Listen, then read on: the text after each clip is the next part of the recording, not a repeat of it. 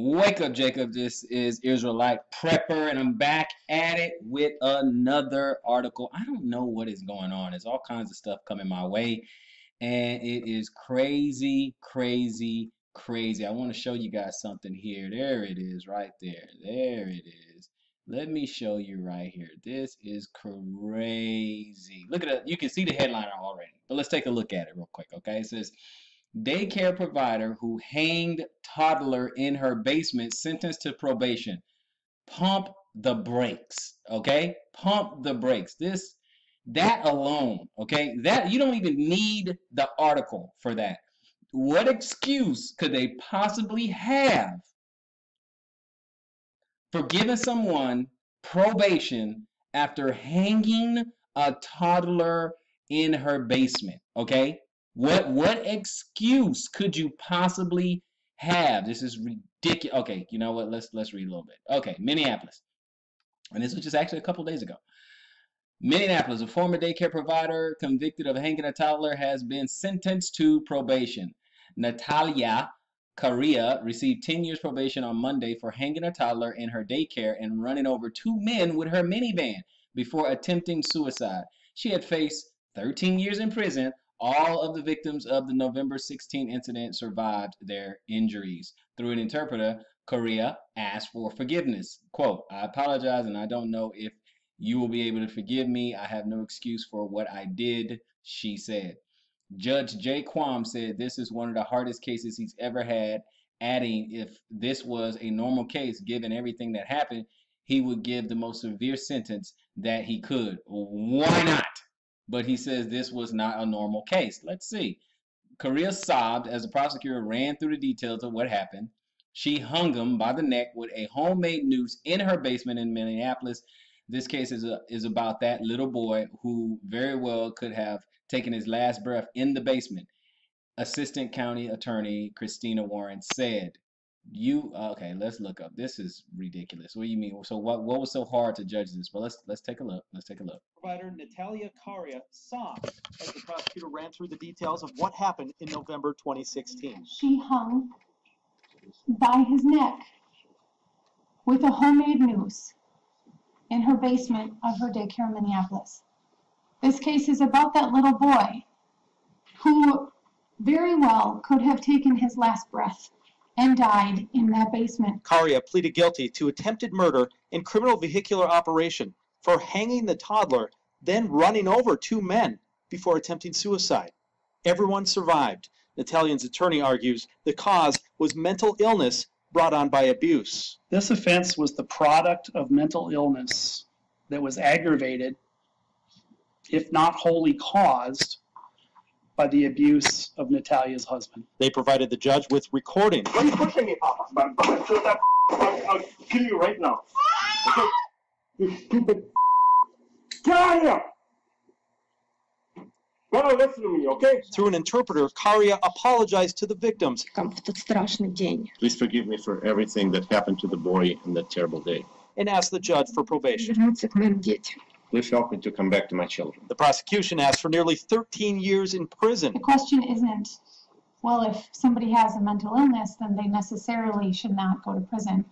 The Department of Corrections is incredibly well equipped to handle the needs of the mentally ill. This has been one of the hardest cases I've ever had. Judge Quam chose to give Correa 10 years probation.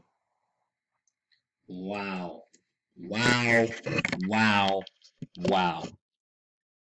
Let's just say, if you know what, I'm not gonna even go there. I'm not gonna even go there.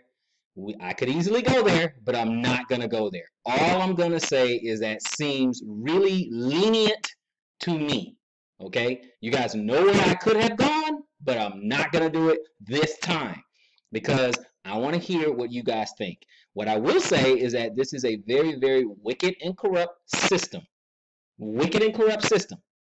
That someone can hang a toddler in the basement, almost kill him, and run over two other guys with a minivan and almost kill them as well, and get 10 years probation. And I understand. So they say, well, she was abused and all. Okay. So it's okay to commit attempted murder because you are abused. And for you to be, I guess you can say, remorseful, to the point that you know the consequences of your actions. You understand the consequences. You're not that crazy. You're not that disturbed to not know that you could spend 13 years in prison. Somehow, some way, you snap out of it. Somehow, some way.